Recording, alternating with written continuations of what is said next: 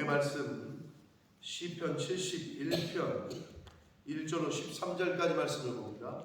시편 71편 1절로 13절까지 말씀 한 절씩 교독합니다. 여호와여, 내가 주께 피하오니 내가 영원히 수치를 당하게 하지 마소서.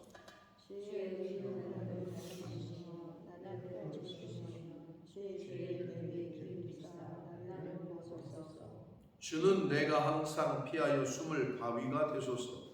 주께서 나를 구원하라 명령하셨으니 이는 주께서 나의 반석이시오 나의 요새이심이니이다. 나의 하나님이여, 나를 악인의 손 곧 불의한 자의 흉악한 자들의 장중에서 피하게 하소서.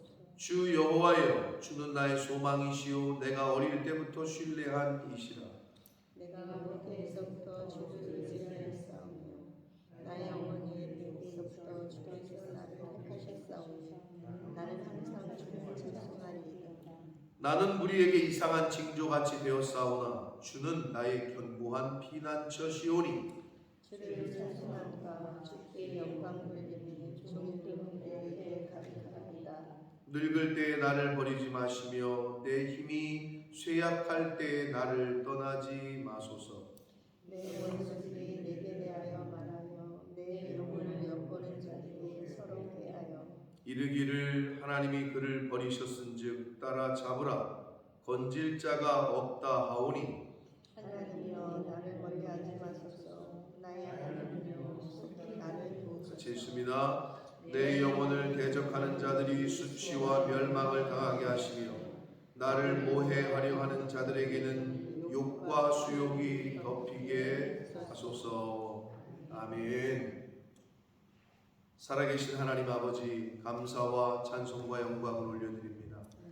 오늘도 저희들의 생명을 연장시키시고 새로운 한 날을 맞이하게 해주시고 아버지 집에 주님의 몸된 교회에 이 은혜의 보좌 앞으로 저희를 인도해 주셔서 찬송케 하시고 기도를 드리게 하시며 말씀을 전하고 듣게 하시며 예배하는 이 복된 자리에 저희들이 있게 하시니 아버지 감사합니다.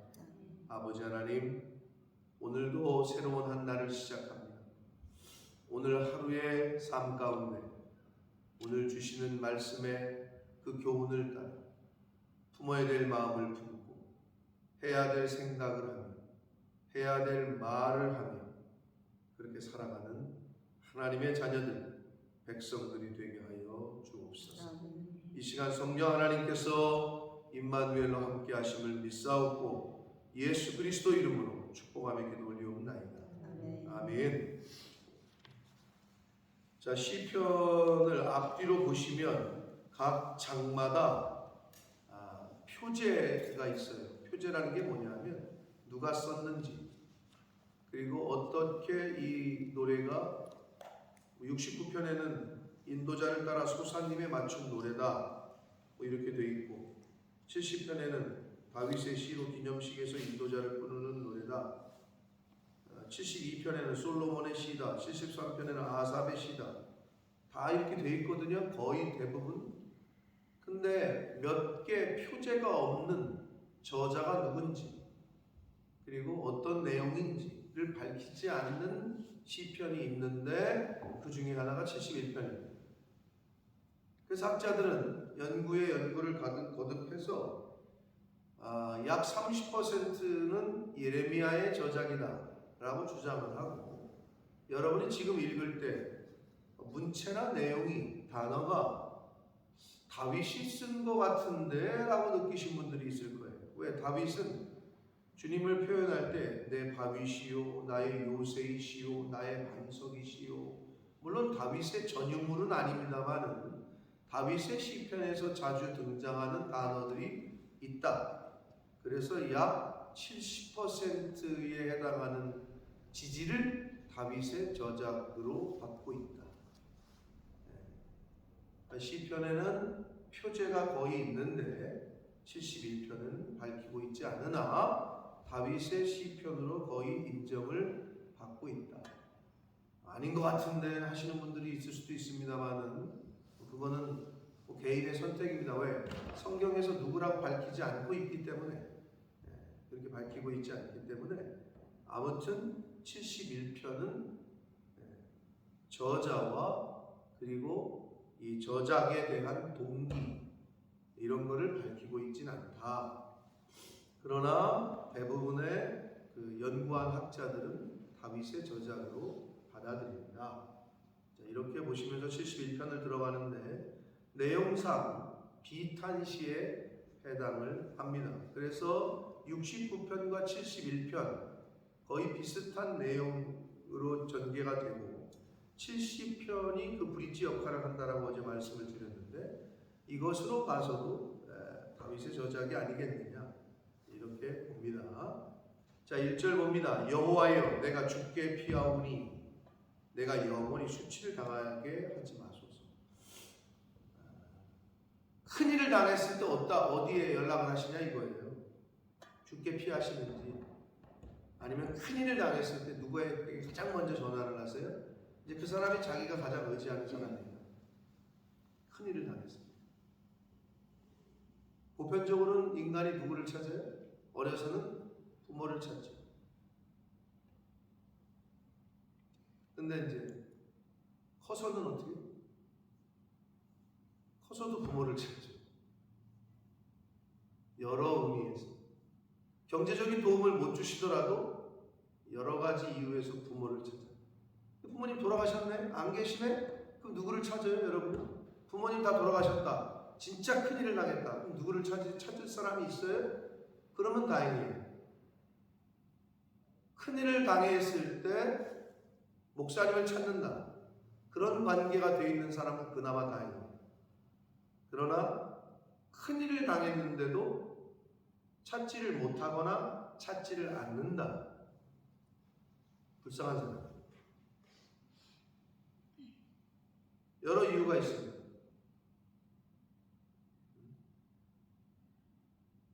경찰서에 가면 꼭 그래요. 보호자가 누구시냐. 병원에 가면 꼭 그래요. 아플 때 꼭 보호자를 찾아요.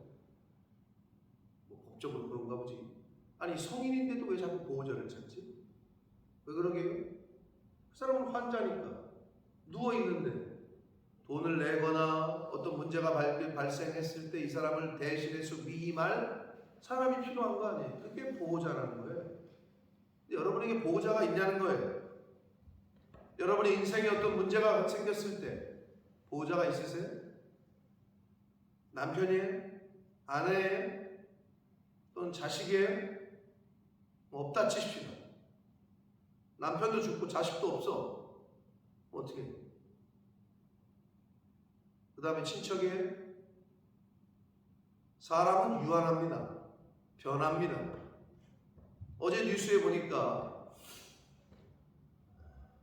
인간의 탈수거든. 부모가 신장에 문제가 생겨서 가족들이 이제 되게 주잖아요. 근데 아들이 신장 이식을 해주고 그런데도 수술 후에도 조금 문제가 완전하지 않아서 투석을 하게 됐고 그러니까 일상생활이 안 되잖아요. 아버지가 그러니까 어머니 돌아가신 거 같고 그래서 이 아들이 다니던 회사도 때려치고 아버지 옆으로 이사를 와서 돌아가실 때까지 모셨어요. 딸이 있었어. 딸은 얼굴 코빼기도 안 보였대. 근데 아들이 그렇게 했어. 그러니까 아버지가 돌아가시면서 남아있는 집안채를 아들에게 상속한다. 전에 전부 유서를 남기고 유언을 남기고 돌아가셨어요. 그랬는데 딸내미가 아버지 아플 때나 뭐 할 때나 딸 중에도 그런 딸들도 있더라고.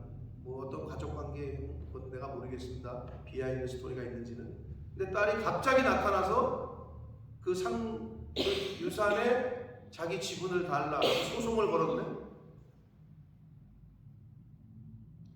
돌아가시는 여러분 그거 법적으로 하셔야 되는데 돌아가시는 부모님이 지정을 해요. 얘한테 다 주겠다. 그러면 걔한테 다 갈까요? 안 갈까요? 여러분 상식은 어때요? 다 갑니까? 안 갑니까? 네? 다 갑니까? 라고 생각하잖아요. 돌아가신 분이 뭐 변호사 끼고 공증을 해서 유언을 했다.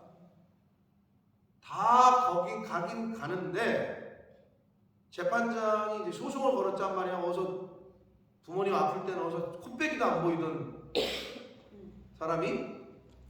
근데 재판장이 쭉 소송 건 거를 보고 내용을 쭉 증거를 보니까 판결을 어떻게 했느냐. 이거는 뭐 아버지가 한 게 맞고 자식이 아들이 이렇게 해서 다 섬기고 자기의 시간과 뭐 다 들여서 그게 충분히 인정이 된다. 그런데 여러분 그게 있대요. 아무리 돌아가시는 분이 지정을 하잖아요. 그래도 법적인 상속자들이 권리를 주장하는 부분이 있으니 그걸 뭐 유류분이라고 하는데요. 그래서 90%를 아들에게 주고 10%를 딸에게 줘요. 이번에 알았네. 저도 뉴스를 보다가 속으로 지금 그러면 아버지가 나한테 다 안 줘도 내가 10%는 받을 수 있구나 뭐 이런 분들이 있을 수 있겠어요. 근데 법적으로 그런가 봐요. 그러니까 코빼기도 안 보이다가 세상 법이 참 그래요. 근데 법이니까. 구하라법 뭔지 아세요? 들어보셨어요? 구하라법이라고? 안 들어봤어요? 구하라가 누군지 아세요? 구하라가 영혼 구하라 할 때 구하라? 구하라라는 연예인이 있었어요. 근데 얘가 자살을 했어요. 잘 나가던 연예인.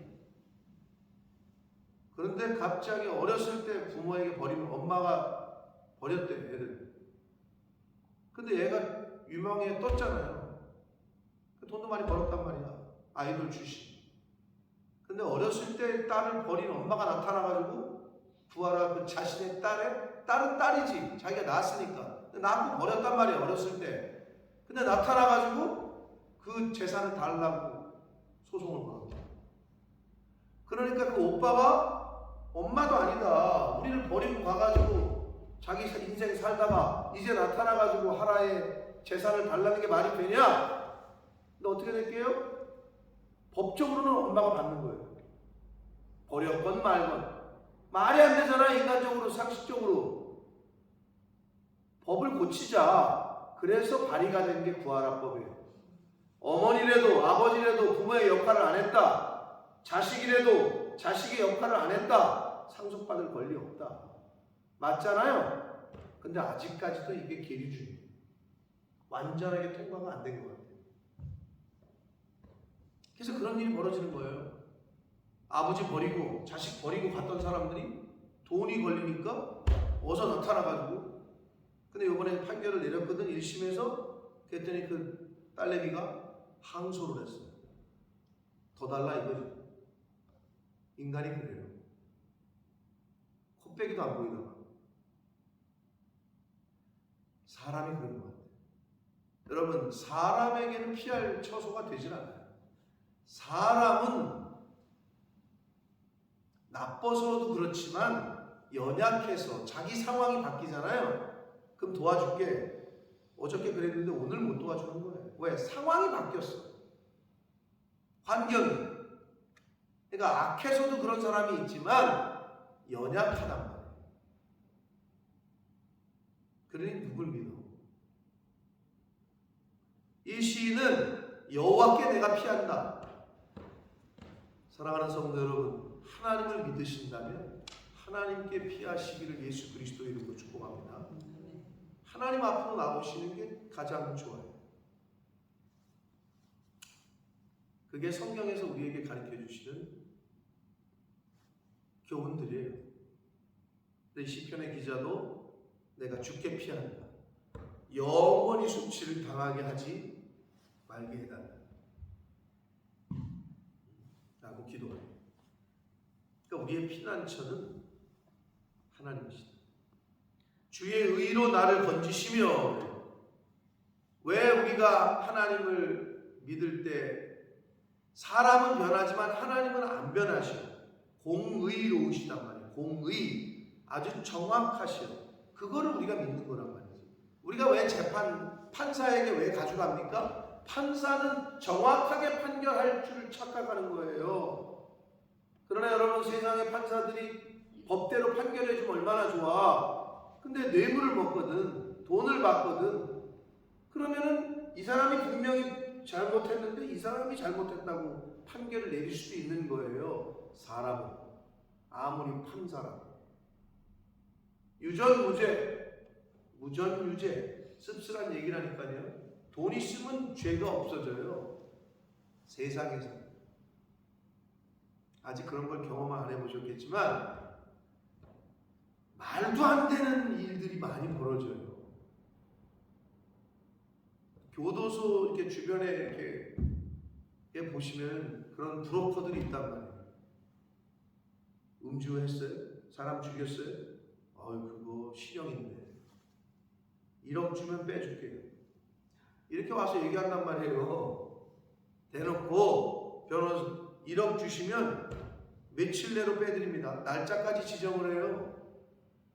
내가 그걸 봤고 들었고 음주에 중앙선 침범에 사람을 그 자리에서 죽였는데 일주일 만에 나갔어요. 회사 사장님이었어요. 교통사고를 당했어. 오토바이 타다가. 당해가지고 눈 떠보니까 병원이야. 근데 경찰이 와가지고 뭐 이렇게 물어보고 하는데 분위기가 이상해. 자기는 분명히 사고를 당했는데 자기를 취조하듯 하더래. 알고 봤더니 자기 누워있을 때 가해자가 다 손 써놓은 거지. 이 오토바이가 사고를 유발했다. 그래가지고 돈이 없으니까 이 사람은 변호사 살 돈도 없고 그냥 지금 들어와 있어. 구치소에. 얼마나 억울하겠어요. 그런 일이 벌어져요, 세상에서. 근데 하나님은 공의로우셔요. 그래서 그 의로 건지시는 거예요. 할렐루야. 그 의 때문에 공의로우신 하나님이시기 때문에 우리가 하나님 앞에 나아갈 수 있다는 거예요. 공의로 의로 나를 건지시며 나를 풀어주시며 주의 귀를 내게 기울이사 나를 구원하소서라고 시편의 기자는 이야기합니다. 주는 내가 항상 피하여 숨을 바위가 되소서. 주께서 나를 구원하라 명령하셨으니 이는 주께서 나의 반석이시요 나의 요새시라. 바위, 반석, 요새 전부 전쟁할 때, 바위나 반석은 피할 때 전쟁 중에, 그리고 요새는 전쟁 중에 또 본부, 요새라는 말이에요. 그러니까 우리가 전쟁 같은 인생을 살 때 우리의 피난처가 되시는 분은 하나님이심을 이 시편의 기자는 지금 고백하고 있습니다. 4절 나의 하나님이여 나를 악인의 손 곧 불의한 자와 흉악한 자의 장중에서 피하게 하소서. 여러분 흉악하다라고 한글 성경이 번역을 했는데 이 히브리어에 이 단어가 있는데 이 흉악하다고 번역한 단어가 있을 거 아니에요? 그 단어의 원저기가 뭐냐면 발효된다라는 뜻의 단어예요. 그럼 발효하면 뭐가 생각나요? 누룩이 생각나잖아요. 예수님이 누룩을 조심하라. 그러니까 죄지. 이 흉악하다라고 한 거의 근본이 이 죄의 확장성. 이 악한 사람들은요, 죄를 키워서 사람을 죽인다고요. 자신 안에 죄가 있어. 그럼 이거를 죽여야 되는데 이걸 더 키워요. 키워서 다른 사람들에게까지 그 죄를 전염시키고 다른 사람들에게까지. 가끔 뉴스에 보면 자기가 에이즈가 걸렸는데 그 지 혼자 죽을 수 없다 그래가지고 그냥 무분별하게 다 성관계 해가지고 다 에이즈를 퍼뜨렸대. 이유가 뭐야? 자기 혼자 죽을 수 없다.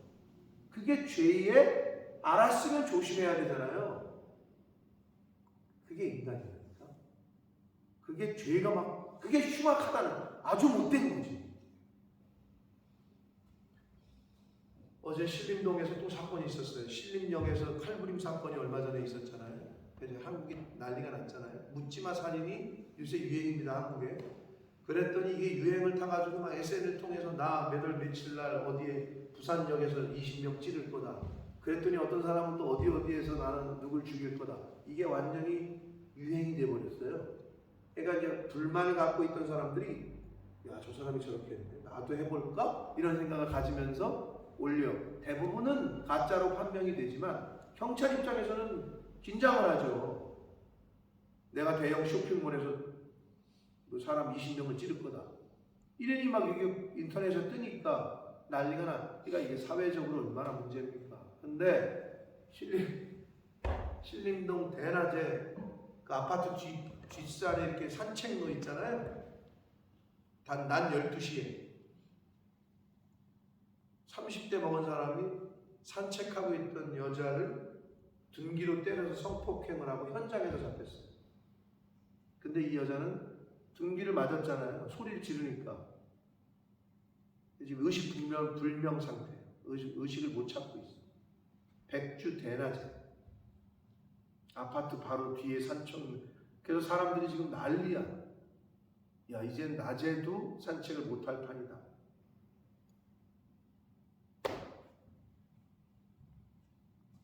그게 지금 한국에서 벌어지고 있어요. 근데 영국은 안 그런 것 같죠, 여러분? 영국 뉴스를 뭐 보시는 분은 보시겠지만 잘 나오지도 않지만 얼마 전에 여기 본모스에서 19살짜리 죽은 거 아시죠? 아시죠? 소문 들으셨어요? 뉴스에도 나왔죠? 얼마 전에 2달까지는 안 된 것 같고 그냥 승혁이한테 내가 물어봤더니 자기가 아는 뭐 후배의 후배다 이렇게 얘기해요. A레벨 본모스 스쿨에 4명한테 칼이 찔려가지고 죽었잖아요. 그러니까 그 타운 거기에 꽃이 막 놓여있더만 새벽 1시인가 뭐 그 정도였다고 그러는 것 같아요. 그 칼에 찔려가지고 그 자리에서 죽었다고. 본모스도 그런 일이 또 벌어지고 있고 사실 여러분 안전한 데는 없어요. 여러분 길 나가가지고 집에 무사히 들어오는 것 자체가 기적이에요. 우리 자녀들이 학교 갔다가 무사히 집으로 들어오는 게 기적이라고밖에 말할 수 없는 시대를 우리가 지금 살아가고 있어요. 언제 어떤 일을 당해도 전혀 이상하지 않을 시대를 우리가 살아가고 있어요. 그러니 어디가 안전하겠어요? 누가 지켜주겠어요? 흉악한 자는 그 죄의 확장성을 의미하는 발효되다, 누룩이라는 단어에서 나온 파생된 그 의미이고 그 단어를 쓰고 있단 말이에요. 그러니까 흉악하다. 이거는 뭐가 흉악하냐? 죄를 다른 사람에게 전염시키고 죄성을 다른 사람에게까지 미치게 하는 거. 그게 악한 거라는 거예요. 예를 들면 자기만 저거 하면 되는데 다른 사람에게까지 자기 생각을 강요하거나 말을 해서 영향을 미치는 거죠. 그러니까 말할 때, 야, 좀 그렇지 않냐? 왜 그렇게 하는지 모르겠어. 이거를 자기만 생각하고 있으면 되는데 다른 사람한테 얘기를 해. 그 분위기가 사람 말에 영향을 받거든요. 근데 물론 그럼에도 불구하고 정확한 판단력과 분별력이 있는 사람은 그걸 끊죠. 들어도 끊어버려요. 근데 그렇지 못한 사람은 듣고 영향을 받아요. 그게 확장성이야. 그게 흉악하다는 거야. 근데 사람들이 모르지. 자기가 그 흉악한 거를 저지르고 있는 거야. 그런 중요한 의미의 단어가 되겠습니다. 5절 봅니다. 주 여호와여, 주는 나의 소망이시오 내가 어릴 때부터 신뢰한 이시라. 이 고백이 저와 여러분의 고백되기를 원합니다. 하나님이 나의 소망이시고 내가 어릴 때부터 신뢰한 분이다 라고 이 기자가 시편에 이 기자가 얘기를 합니다.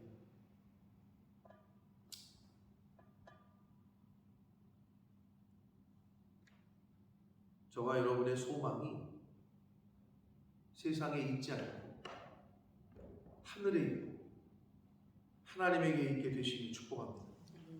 내가 모태에서부터 주를 의지하였사오며 나의 어머니의 배에서부터 주께서 나를 택하셨사. 이런 믿음과 고백을 할 수 있어야 됩니다. 저와 여러분. 창세전에 나를 택하셨다는 확실한 믿음이 있으신 분들은 이 세상을 살면서 흔들리질 않아요. 창세전에 나를 택하셨다. 야, 이 얼마나 모태에서부터 나를 택하셨다. 나는 항상 주를 찬송하겠다. 모태에서부터 나를 택하셨다.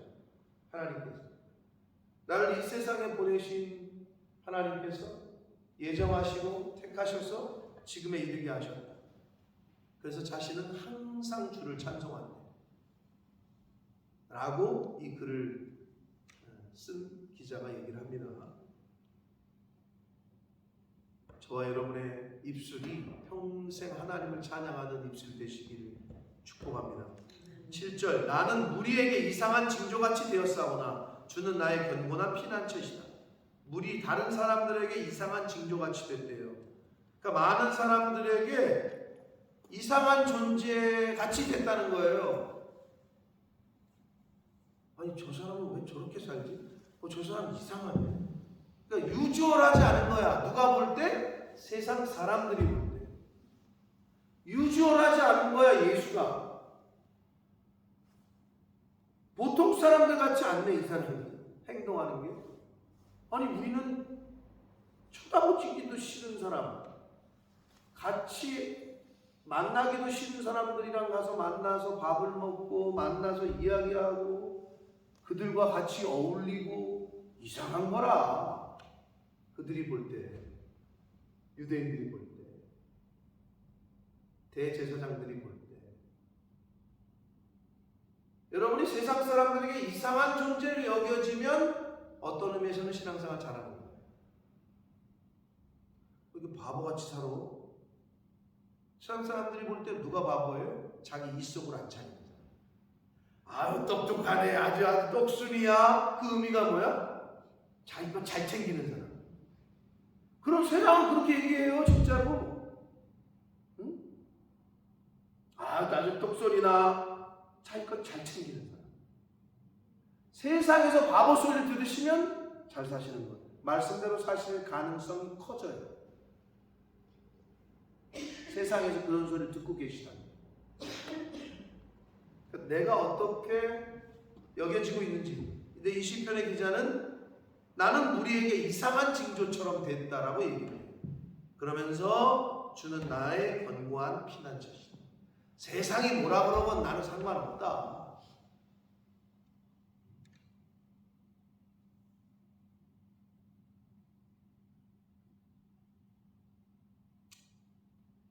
그런 믿음으로 사시는 저와 여러분 되시길 축복합니다. 8절 봅니다. 주를 찬송함과 주께 영광 돌림이 종일토록 내 입에 가득하다. 이런 글을 읽는데 아버지 제 입술도 이렇게 되게 해주십시오. 이런 고백이 나요. 종일토록 주께 영광 돌리는데 종일토록 주를 찬송하는데 그 자신의 입에 가득하네. 좀 벅차오더라.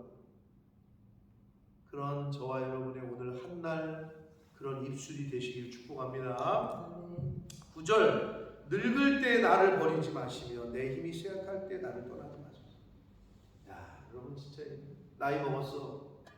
근데 다 그렇게 애지중지 그냥 물고 빨고 키워놨던 자식에게 버림을 당했다고 생각해보세요.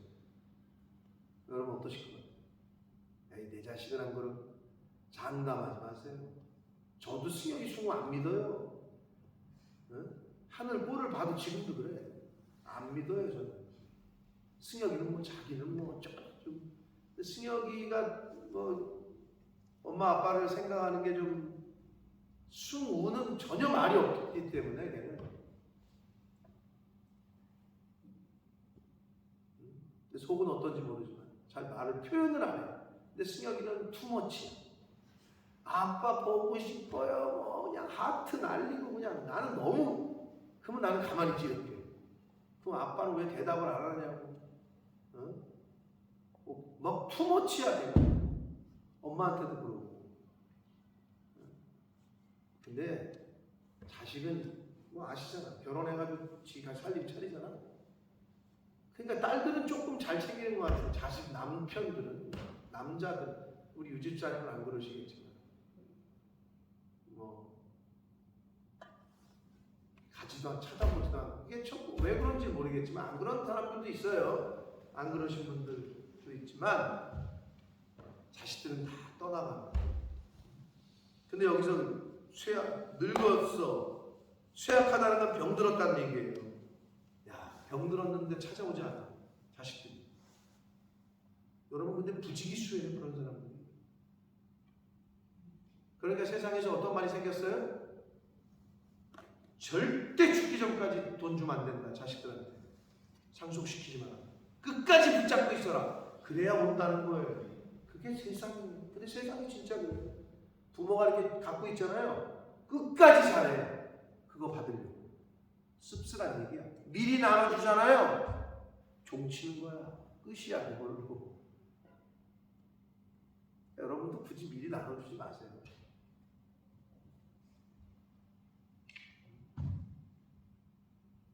전 저희 아버지 어머니한테 얘기했다니까. 근데 또 다른 것 같더라고.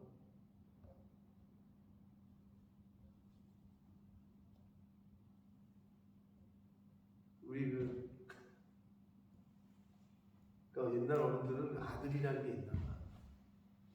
제 아내가 웃겨 죽겠다고 얘기해요. 우리 매영 목사님의 어머니가 이제 같이 사신단 말이에요. 근데 이제 요새 좀 안 좋으신가 봐요. 기력이. 낙상하셔가지고 병원에도 입원하셨다고 그랬던 것 같은데. 근데 당신 이름으로 집이 한 채 있어요.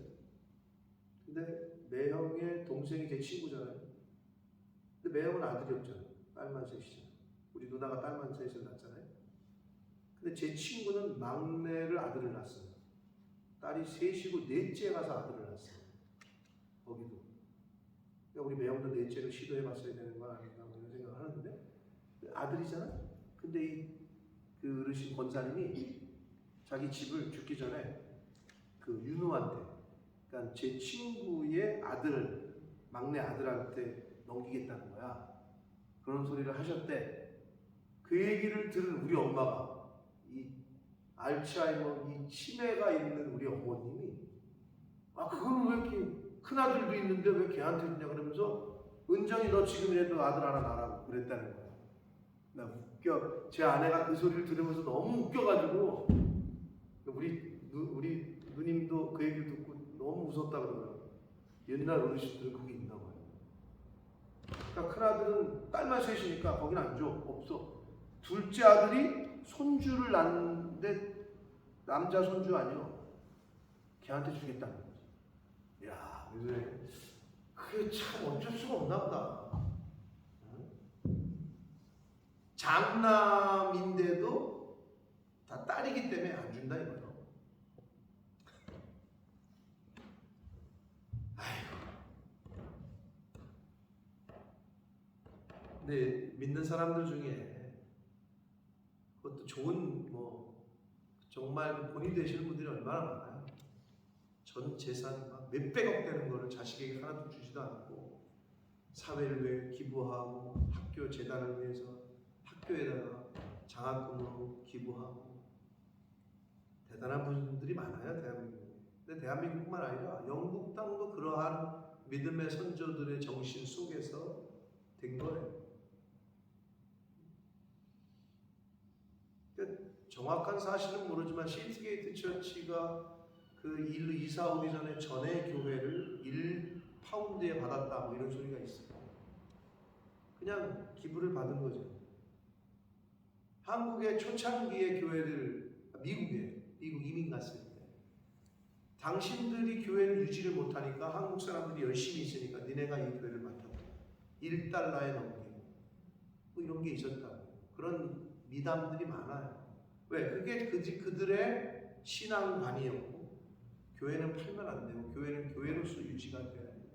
근데 요즘은 그런 걸 찾아보기가 어려운 시대가 되고 있는 게 사실이죠. 말 그대로 말세가 가까우고 있다는 거예요. 그 가운데서 내가 어떻게 내 신앙을 지키고 우리 가정과 내 자손들이 어떻게 신앙을 지키게 할 거냐. 그게 진정한 선교라는 거예요. 세대 선교. 아버지의 믿음과 신앙이 자식에게, 자식의 믿음과 신앙이 손주에게. 이 대가 끊어진다는 거예요. 다른 나라 도와주는 거 이것도 중요해. 그게 선교였었죠. 우리나라가 아닌 다른 나라, 다른 인종, 가난한 나라 선교의 고정관념 지금은 아니라니까요. 제너레이션 투 제너레이션 아비 세대의 신앙과 믿음이 자식에게 자식의 신앙과 믿음이 손주예요. 각 가정에서 그러한 선교가 일어나시기를 예수 그리스도 이름으로 축복합니다. 10절 내 원수들이 내게 대하여 말하며 내 영혼을 엿보는 자들이 서럽게. 원수들이 누구냐? 영혼을 엿보는 자들이에요. 그 영혼을 죽이려고 한다는 거죠. 마음을 죽이려고 하는 게 원수예요. 그들이 뭐라 그러냐면 11절 이들이 이르기를 하나님이 그를 버리셨은지. 요거를 제가 묵상하는데 따라 잡으라 건질 자가 없다. 누가 어떤 성경이 생각이 났냐? 욥기가 생각이 났어요. 욥은 당대 의인이라고 그러고 아주 하나님이 인정하시는 분이었어요. 근데 욥기의 내용은 뭐예요? 친한 친구 넷이 와가지고 떠든다는 소리가. 너 빨리 회개해. 너 하나님 앞에 죄 졌으니까 하나님이 너 지금 너 모르는 숨겨놓은 죄가 있나 보지? 그러니까 하나님이 너를 이렇게 치신 거지. 빨리 회개해. 계속 와가지고 들쑤신다. 심지어 아내도 뭐래? 하나님이 당신을 버렸다. 하나님을 차라리 욕하고 죽으라.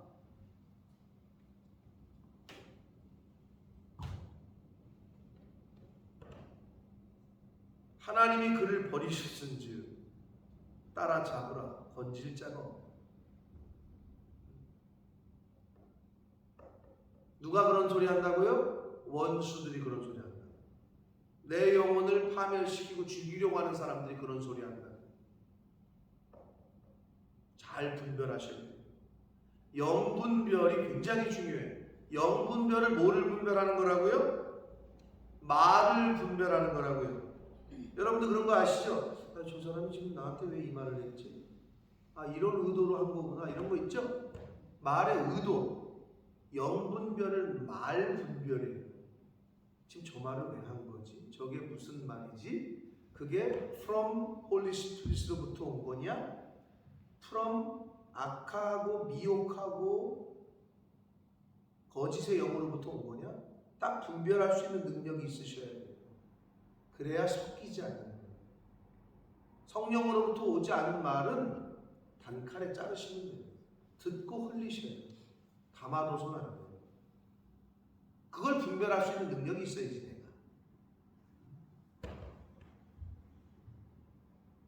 12절 봅니다. 하나님이여 나를 멀리하지 마소서. 나의 하나님이여 속히 나를 도우소서. 13절 내 영혼을 대적하는 자들이 수치와 멸망을 당하게 하시며 나를 모해하는 자들에게는 욕과 수욕이 덮이게 하소서. 자, 성경에서 계속해서 주시는 교훈은 하나님은 보수하시는 하나님, 원수를 갚으시는 분. 그러니까 그분에게 얘기를 하시라고. 내가 원수 갚으려고 하지 마시라고. 내가 상대하지 마시라고. 차라리 하나님 앞에 나와서 이렇게 하시라고. 하나님 저 너무 힘들어요. 저 좀 도와주세요. 응? 이 억울함을 풀어주세요. 하나님 앞에 신원하는 거예요. 그게 제일 무서운 거야. 그럼 하나님이 정리를 하셔야 돼요. 하나님의 방법. 사랑하는 성도 여러분, 오늘 이 말씀으로 우리가 시편 71편의 기자의 말을 우리가 말씀을 통해서 들었어요. 내가 품어야 되고 내가 가져야 되고 나도 이렇게 생각해야 되고 하는 것들이 깨달아지신 게 있다면 가슴에 새기시고 그렇게 오늘 한날을 사시고 세상의 사건과 사고가 무수히 일어나는 이 시대에 오늘 죽어도 오늘 내가 그 사건의 주인공이 돼도 전혀 이상하지 않은 이 시대 하루하루를 사실 때마다 이 시편의 기자처럼 주를 찬송함과 주께 영광 돌림이 종일토록 내 입에 가득합니다. 이 고백이 저와 여러분의 고백되는 삶, 그러한 언어생활, 그러한 마음가짐으로 오늘 한날을 사시는 저와 여러분이 되시길 예수 그리스도 이름으로 축복합니다. 살아계신 하나님 아버지 감사와 찬송과 영광을 올려드립니다. 아버지 하나님, 누구나가 올 수 있지만 오지 못하는 이 자리에 마음을 품게 하시고 가야 되겠다라는 마음을 먹게 하시고 실제로 그 걸음을 옮겨서 이 아버지 집에 올 수 있도록 하신 분이 하나님이신 줄 믿습니다. 아버지, 하나님을 가까이 함이 내게 복이라. 아버지의 집을, 주님의 몸된 이 교회를 늘 가까이 하며 어려운 일 당할 때에도 나와 하나님 앞에 토로하고 기쁜 일이 있을 때에 나와 하나님 앞에 찬송하고 할 수 있는 저희들이 되도록 시편의 기자처럼 하나님을 찬양함이 하나님께 영광 돌림이 종일토록 내 입에 있겠다라고 고백한 것처럼 저희도 아버지 부르시는 그날까지 이 세상에 사는 동안에 그러한 저희들의 입술이 되게 해주시고 마음이 되게 해주시고 그래서 하나님 보시기에 하나님을 기쁘시게 하는 세상 사람들이 이상하게 볼지라도 세상 사람들이 조롱할지라도 그러한 삶을 사는 제가 되게 해주시고 이 자리에 있는 하나님의 백성들 속한 가정의 권속들 되어지도록 주님 은혜 내려 주옵소서. 예수 그리스도 이름으로 축복하며 기도 올리옵나이다.